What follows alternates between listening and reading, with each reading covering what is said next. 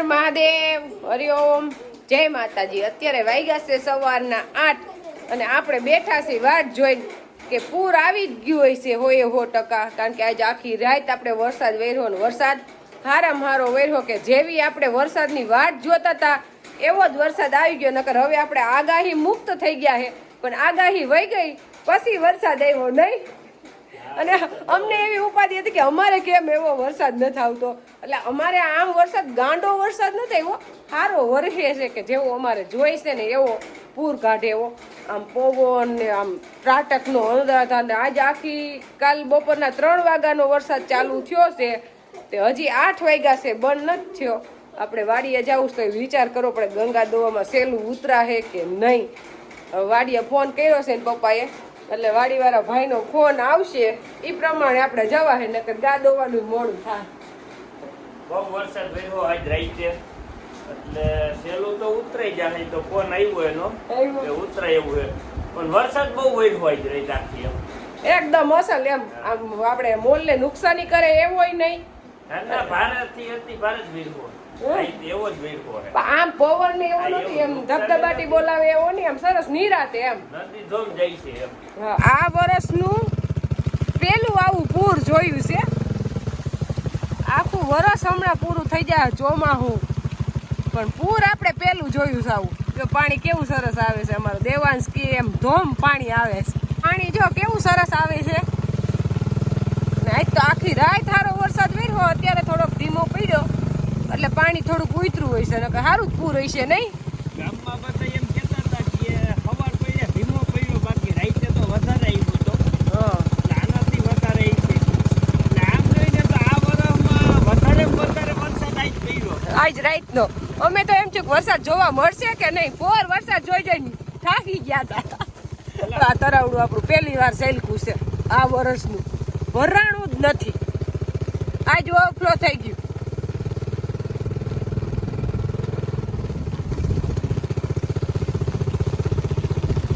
આપણે ગા દોવામાં નડે ને તો આ સેલું આપણું નડે, આમાં પાણી આવતું હોય ને તો આ પાણી પાછું ઉતરાય નહીં, પણ અત્યારે આમાં એટલું બધું પાણી આવતું નથી, નકર આપણે ગા દોવા ન જઈ શકીએ। બીજે જ ક્યાંય નદી આપણે નડતી નથી, પણ આ સેલાનો પ્રશ્ન રે।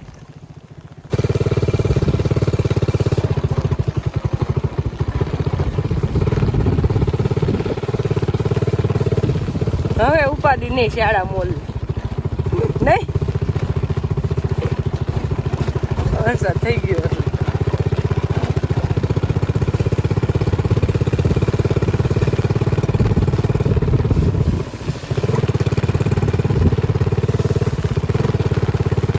વરસાદ આવ્યો તો આની પેલા, પણ ઈ ધીમો ધીમો અને તળાવડું ખાલી થોડુંક ઓવરફ્લો થયું ત્યાં વરસાદ વયો ગયો। એટલે આવો જોરદાર વરસાદ આ પહેલો વરસાદ ને પહેલું પૂર કે આખી રાત વરસાદ વરસ્યો એમ। આપણે કાલે સાંજે 6 વાગ્યાથી નદીમાં પાણી વહેતું થયું છે અને અત્યારે વાગ્યા છે 9, એટલે 13-14 કલાક છે ને પાણી એમનેમ નદીમાં એક ધારું આવેલું, એટલે આ વર્ષનું પેલું એટલું પૂર એક ધારું આવેલું, અને એટલું પાણી હાલે ને એટલે પાણી પ્રેશરથી જમીનમાં આવી જાય, એટલે કદાચ ને તમે મગફળી કપાસ કે કોઈ પણ પાકને 2 પાણ પાઈ દો ને ત્યાં લગી તો રેસનું પાણી બંધ ન થાય।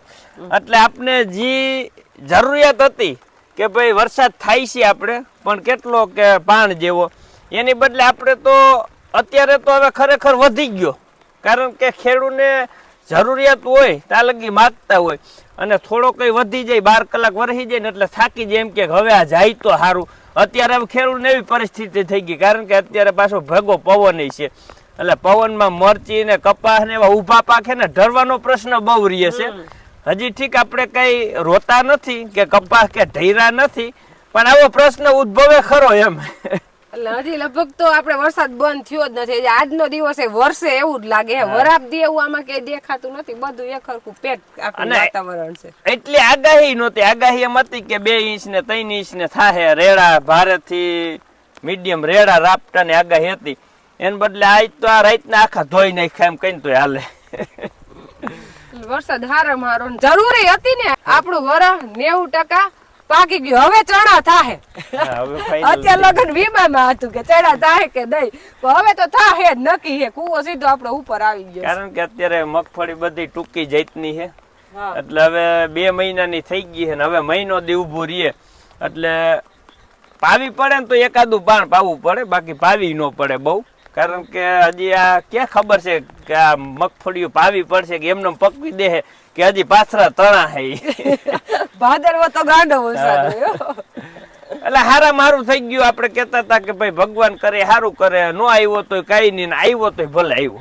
અને આવ્યો તો અસલ વરસાદ આવ્યો એમ, ધીમો એમ. હતા પારા તોડી નાખે એવો એવો નથી. નતો એમ. નુકસાન કરે ઈ એવો બાજુ ઓલી બાજુ માંડવ્યું દેખાઈ ગયું આ વિડીયોમાં આપણે જોતા હોય કે કલાકમાં 4-5 ઇંચ પડી જાય ને એવો નહીં એમ. હા, એટલે સારો જ વરસાદ આવ્યો. જો હજી ધીમો ધીમો ચાલુ જ છે, બંધ થતો જ નથી. હાલો હજી બહુ ફાસ્ટ ચાલુ ન થાય તો આપણે ઘરે પૂગી જાય. કપાસ હજી એમને ઊભો છે, પાણી ભર્યા છે પણ હજી ઊભો છે એકદમ સરસ. એટલે આપણે કઈ નુકસાની તો નથી, પણ મરચીમાં અત્યારે ગ્યાય નથી, જોવાનું જવું નથી, પણ લગભગ એને કઈ વાંધો નહીં હોય. પણ કપાસને તો કઈ વાંધો છે જ નહીં, ગાંઠનો મોજમાં આવી ગયો છે વરસાદ જોઈને. તો ટાઈમ થયો છે રોંઢાના 5:30. એટલે આપણે દેવાંશભાઈ નાસ્તો કરીને એન પપ્પા ચા પીને અને પ્રશ્ન ઉદ્ભવે છે વાડીએ જાવ. એટલે ભાઈને તો રોજ વાડીએ આવવું જ હોય, અને આપણે આવો ગારાનો ને મચ્છર ને માખ્યું બહુ હોય એટલે કીધું લઈ ન જવું પડે, એને તોય ધરાર આવું જ છે. એટલે હવે અત્યારે હાલે છે ફોહલાવાનું કામ. બેનુની કટલેરી લઈને બેહે ને. હવે આ અમારી રૂહી નાની હતી ને ત્યારે આવું કામ કરતો, અત્યારે ભાઈ આવું કરે છે, ખાખા ખોરા કરવાનું. જો આવી રીતના બધું આ બેનું કાઢ્યું છે, કારણ કે બેનું બધી તો લઈ જાય નહીં. અને ભાઈને બતાવે છે એને પપ્પા શું બતાવો છો મોબાઈલમાં? ભાઈને બતાવું જીવડો ભાઈ કે વાડી આવું છે.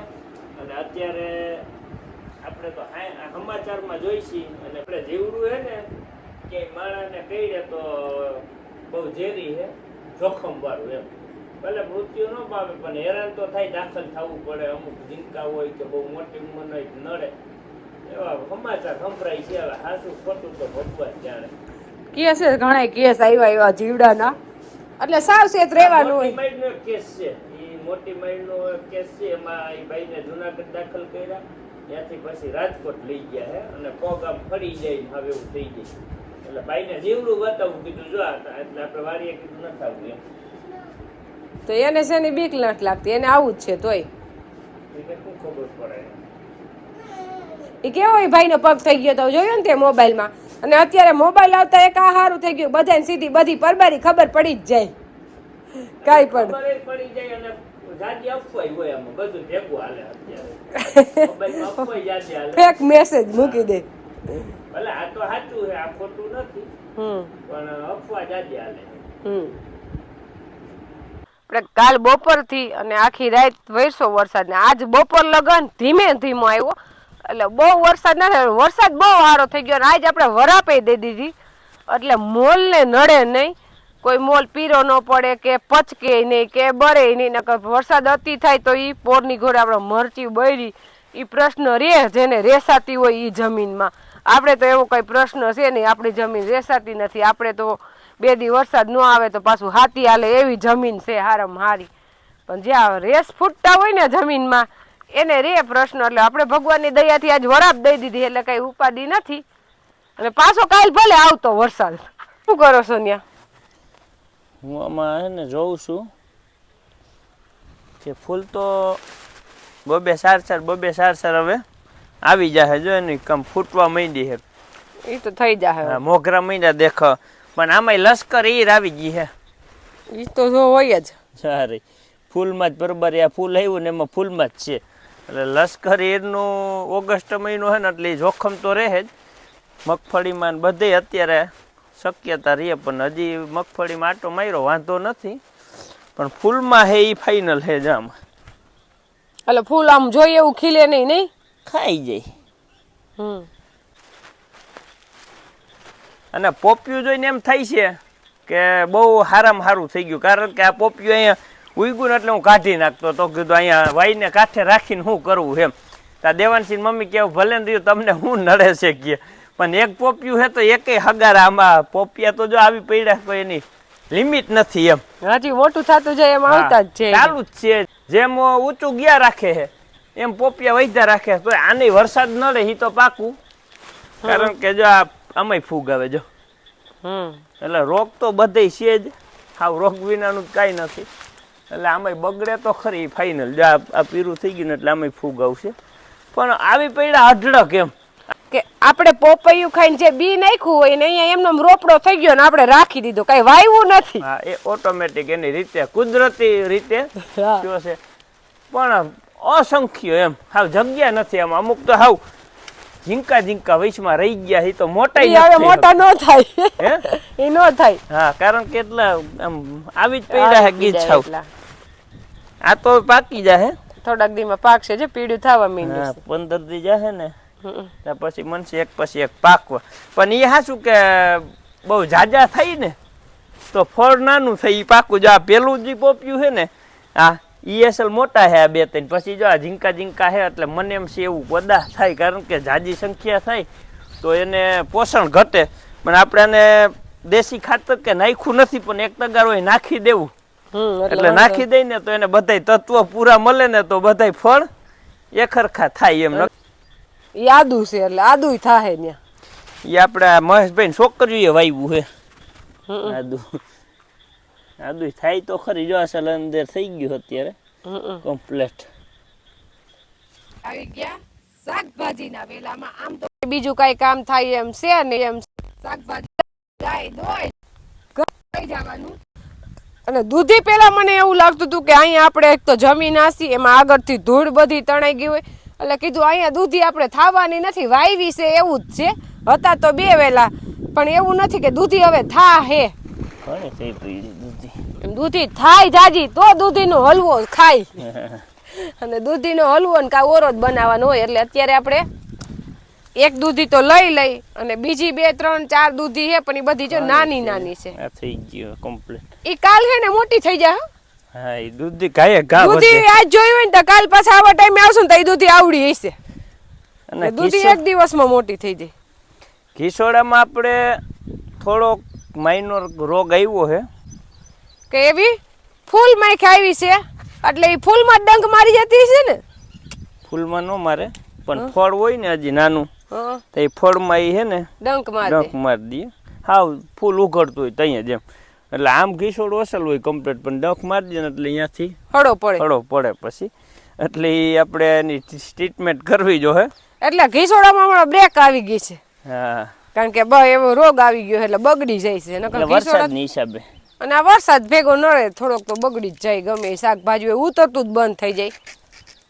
એટલે ઘીસોડા હમણાં નથી એટલા બધા થતા કારણ કે આવે એ બધા બગડી જશે છે થોડા ખારા. ને હવે આપણે કારેલા ઉતરવા માંડ્યા છે એટલે કારેલા લઈ કારેલા હવે આ તો પાકી જવા એવું છે એક તો. હા, પાકી જાય હવે. અને હતા તો ઘણા પણ આ વાડીએ ઉતારી છે શાક કરવા. એટલે કારેલામાં કઈ પ્રશ્ન નથી એવો રોગનો. જો ઘીસોડામાં જ આવ્યો છે. હા, ઘીસોડા કેવા હારા ઉતરતા હતા એમાં જ આવ્યું.